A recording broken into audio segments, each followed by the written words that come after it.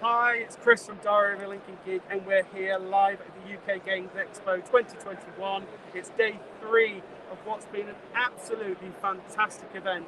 And right now I'm here with Andy at Hopwood Games talking about their latest game, Daring Dust Bunnies. They've had a nomination for Best Family Game here at the Expo, which is absolutely incredible. And we're now here with him to have a chat. Hi there, Andy. Welcome to the live stream. Hello, Chris. Welcome to my stand. No, it's wonderful. So just as a little heads up to everyone, we are live streaming across all 3 platforms. So it's Facebook, YouTube, and Twitch. We might get some questions as we go through, but we get a lot of watch back.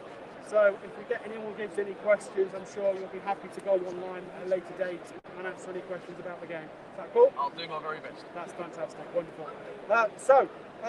Tell us about Hopwood Games. How long have you been developing games? So Hopwood Games started back in 2009-2010 when I attended my first UK Games Expo. That was my first game, Niche, which was for charity, collective education. And I won an award for Mine Leaf as well. And since then, I've made about a dozen games, and this is the most recent one, which is Daring Dust Bunnies.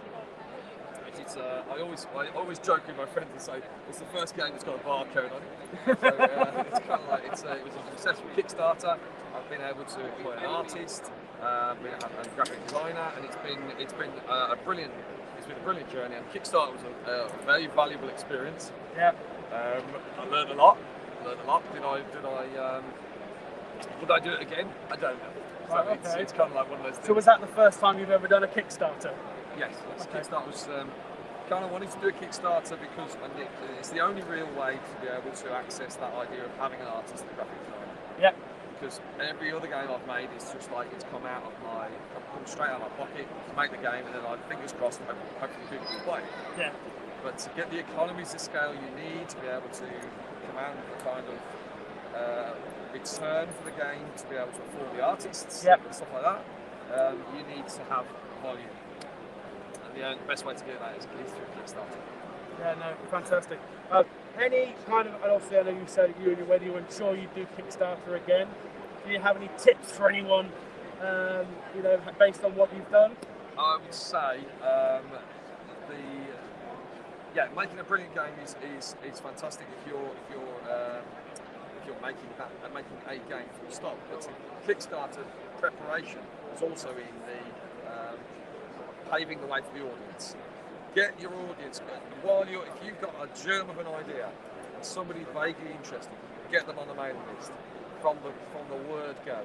So if it takes you 5 years to make a game, you've got 5 years to build the mailing list. And when you come to Kickstarter, that will pay massive dividends. I think I didn't do enough preparation like that. Okay. So even though I've been in the industry for 10 years, yeah.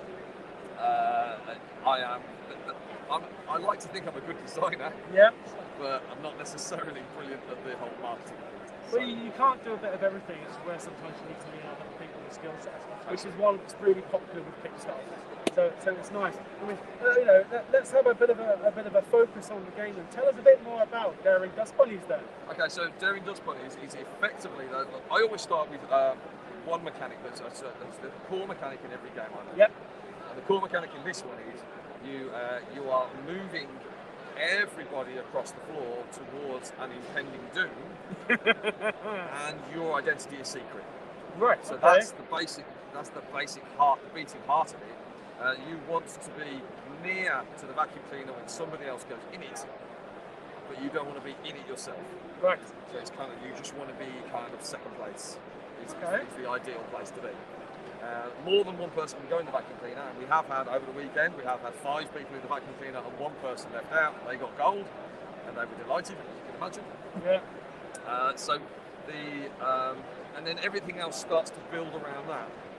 All the other mechanics around it support that central beating heart of the game. Yeah. And for me, it's very important that you can have a game that's got mechanics and no theme, but you can never have a game that's got theme and no mechanics. So I know there's a large debate about which makes the game better, but mechanics have to be. Got to have that. So I always focus on that, and that's why my logo my new logo has a spanner in a tree.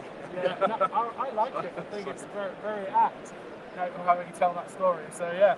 No, I mean, the graphics look incredible. Well, let's have a quick look over these graphics. Sure, absolutely. I mean, there's 10 different characters in the game, and they've been. I'm really delighted with them because it was Lloyd Ashpine that made the characters, and it's one of those things that I've always loved Lloyd's artwork. And then when I was looking for an artist, he just turned up and said, "Do you know what? I'd like to work with you," and I was just so delighted because it's like you're the person ideally you're the person I would have wanted. So it's like the perfect storm, and he worked really well with me, and I'd recommend Lloyd to anybody. He's a fantastic artist, and so yeah, I was really pleased with the artwork. Yeah, no, it looks really good. So obviously you've had a successful backing, yeah, which is great. Is it going to retail? Can people buy it directly from you? It is in some shops already. It is in shops already. Yeah. So I usually direct people towards a shop called, not many people have heard of it, but it's Boogie, BOOGHE.co.uk. Yeah. And if you buy it from them, it's free postage. Okay. And they do that for all their games. Okay. So they have a nice selection of games on there. They're trying to build up more and more and more.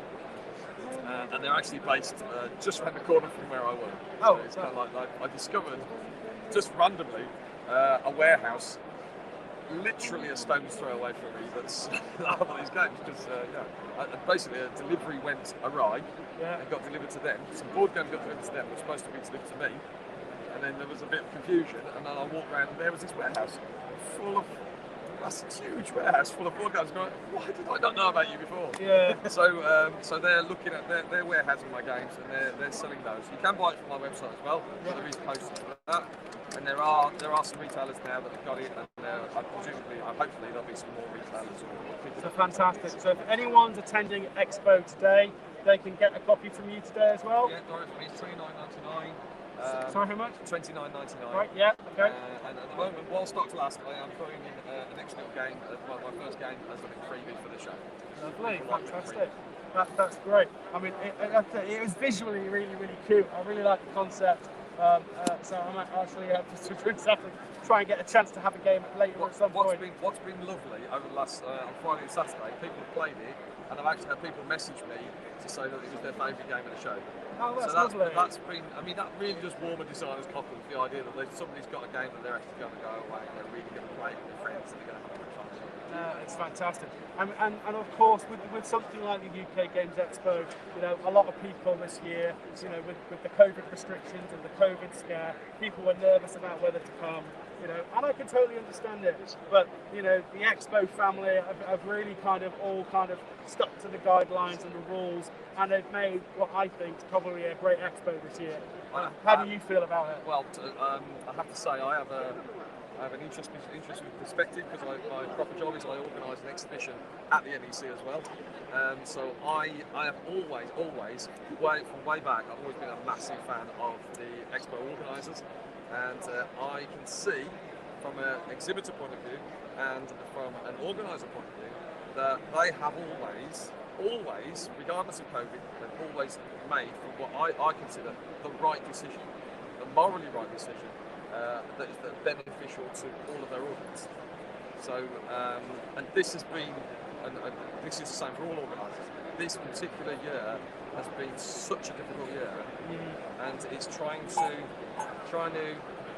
to run a show and yet keep people safe. Which is what we all want to do. Yeah. I mean, when I had to cancel my show in 2020, and when I did that, people have told me doing that at the height of the pandemic made me meant I saved lives. So that's the other side of the argument that we're facing. That's the stress that all organisers are under. Is the idea that yes, it is a risk. I mean, it is always a risk when you bring lots of people together, even pre-COVID. Yeah, it's always a risk. It's about softening that risk to the barest minimum possible. Yeah. Keeping everybody safe, feeling safe, and being safe. Yeah. Well, I know. I swear I can say from everyone here at Daring Dust Bunnies that, you know, we felt extremely safe at the video event, and we've also been made to feel really welcome because this is our first event as a news coverage, kind of aspect of the show. We're here in our first official press capacity. We've been around for 5 years, but this last year, because of COVID and the restrictions, people have been wanting to reach out to digital content and reviewers, and I think that's where a lot of our audience has come, and we're really thankful for that. So we're hopefully really excited to come to some more conventions again ourselves and do the same thing. So you mentioned your event very quickly. Can I just touch on that and ask you about that? What's your event called, and when's it taking place again? My event is not a board games event. Right. Okay. My event is a Doll's House exhibition. Oh wow. Okay. Sorry. Everybody says that. Everybody says that's what. Whichever walk of life I'm in, I can always surprise people. Oh wow. That's cool. So yeah. So my next event is at Stoneleigh Convention Exhibition Centre in October. There is a tiny little crossover because anybody who loves miniature modelling and that sort of thing, with war games and stuff, they'll often find something of interest at my Doll's House exhibition. It's all about the principles and the talent and the skills of modelling.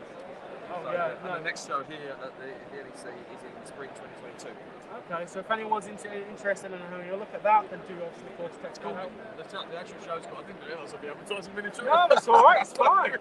So it's called Miniatura. There you go, brilliant. We've been running for 37 years. So wow. So when I say I've got a perspective on what the organisers here are doing, I know what it takes to run a show at the NEC, and they have managed to do it. I consider brilliant. It's phenomenal, and we've actually said to the organisers and volunteers that are all here, they're all doing an amazing job, and we do reiterate that. So it's great. Just before we finish, I have to tell you, if there was an award for best hand sanitizer, I feel that offering people a choice of strawberry or peach. I'll try strawberry, please. Okay, strawberry for you, sir. Yeah. There you go. There you go. But I have been. Oh. There was a lovely amazing. moment. I'm going to share this lovely moment on Friday when a lady played one of my games, and then she was over there, and I overheard her say, "Andy's got some really good ones." She was saying to somebody else, and I went, "Yo, thank you very much." Thinking about my games, your games are good, but I was actually talking about your hand sanitizer. Brilliant! I love it. So it's been really lovely chatting to you. Thank you so much. I think any of our guys would love to get their hands on this, to have a play and a review. We'll probably talk about that another time. But for the moment, it's been lovely chatting with Andy at Hopwood Games. So this is Chris from Daring Dust Bunnies saying, everyone take care, stay safe. We hope you're enjoying the at-home expo. For all the people that can't make it to the event, if you want to, go check it out. Check out the website. It looks at a fantastic game.